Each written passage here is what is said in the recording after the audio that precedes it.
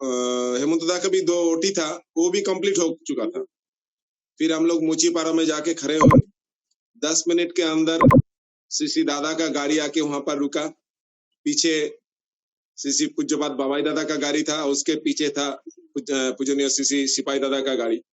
तो मेरे हाथ में जो बैग था, सामने बुबुंदा बैठा हुआ था, मैं उनको हेमंतदा दिया और बोला थोड़ा कुछ सामान है, इतना दूर आप लोग जा रहे हैं। तो माँ अंदर से बोल रही है, ए तुम लोग को इतना कुछ करने के लिए कौन बोलता है?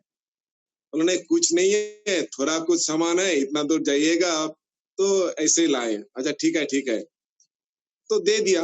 पीछे से बाबाईदा जैसे मेरे और ऐसे ताक रहे जैसे कुछ बोलना चाहते हैं, लेकिन पिताजी को छोड़ के जा तो नहीं सकते हैं, वो तो ठीक नजरिया से देख नहीं पाएगा। फिर आचार्य देव को प्रणाम किया, वो रवाना हुए। फिर बाबाईदा के पास गए, जाके खड़े हुए, जय गुरु लेन देन हुआ। उसके बाद 2 शब्द कह के उनके बाद हमको बोल रहे हैं, ए पापा को कितना और का सामान दिया? 640 रुपया का। तो हम जैसे अचानक खड़े हो गए और क्या बोल रहे हैं बाबा, समझ नहीं पाए। फिर मैं हेमंतदा के ओर ताका, हेमंतदा मेरे ओर ताके, तो जैसे हो गया बाबा तो थोड़ा मुस्कुराए और 2-3 और शब्द कह के, ठीक से काम करो, लगे रहो, बाकी सब परमपिता देखेगा। ये बोल के मेरे मन में तो अभी 640 गूंज रहा है, क्या था ये, क्या है? तो जय गुरु दिया, निकल गए और सिपाही दादा थे पीछे, तो वो भी आए, बोले नहीं नहीं हम नहीं रुकेंगे, पापा बहुत दूर निकल गए, मुझे रवाना होना है। ठीक है, जय गुरु दिया, रवाना हो गए। अभी हेमंत दाम को बोल रहा है कि अरिजीत कितना सामान का बाजार किया? तो ठाकुर का काम तो कोई गिन के नहीं करता है, पैसा गिन के कोई ठाकुर का सामान खरीदता है? उन्होंने बाबाईदा जब बोले हैं तो तुमको हिसाब करना चाहिए। तो तुरंत मैं घर आया, घर आके सोफे में बैठा और हिसाब करते रहा। पूरा एकदम हिसाब किया, 3 बार 4 बार हिसाब कर रहा। 3 बार 4 बार क्यों कर रहा मालूम? मैं चाह रहा था 640 जो है वो 641 नहीं तो 639 बन जाए, लेकिन बना नहीं पाए उसको।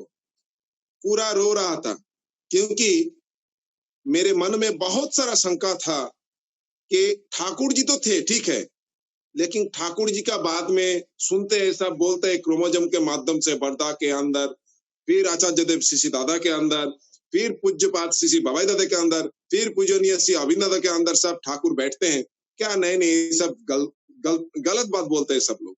ठाकुर जी इन लोगों के अंदर कैसे बैठ सकेंगे? तो इतना सारा प्रश्न मन में था। तो बाबाई दादा पूरा हमको क्लियर कर दिया, क्लियर करके एकदम मुझे एकदम सही दिशा दिखा दिया, और तब से मैं 640 बन गया। एक दिन झंटूदा के साथ मंदिर में खड़ा था, देवघर में, जहां बाबाईदा श्री पूज्यपात बाबाई दादा बैठते हैं। तो मैं प्रणाम किया, प्रणाम करके मैं पीछे आ गया, बहुत सारा भीड़ था। तो मैं झंटूदा के साथ बात कर रहा था, और उधर ये भी था, किति सुंदर गुरुदेव भी था थोड़ा दूर में, तो बात कर रहा था। तो अचानक एक आवाज आया, ए अरिजीत इधर आओ, जल्दी आओ। बहुत देर से बाबाईदा बोल रहा है कि मेरा 640 उतना दूर काहे खड़ा है? तो हेमंतदा हमको बुला रहे, हमको पता नहीं चल रहा है। तो मैं फिर झुंटूदा बोला भाग दौड़ के जा। फिर मैं गया, वहां पर जाके खड़ा हुआ। फिर मेरे 640 का बात बाबाई दादा सबको सुना रहा है, देख ये हमको ये समझता है। मतलब वो क्या किया, सबके साथ मेरा परिचय करवा दिया, क्योंकि एक कर्मी हमको चाहिए। जहां मैं था, गड्ढे में था, उठा के एकदम आसमान में बिठा दिया बाबाई दादा हमको, जिसके भाव मेरे अंदर में नहीं था। जो मेरे माँ मेरे पापा 1966 से दीक्षित थे, मेरे को कुछ भाव उपलब्धि नहीं था ठाकुर जी लेके। अगर ठाकुर जी बाबाईदा के अंदर नहीं बैठते तो इतना सारा मनुष्य उनके पास विनती के लिए, निवेदन के लिए ले जाते, और मेरे जैसा माने पिशाच आदमी ठाकुर की नहीं बन पाता।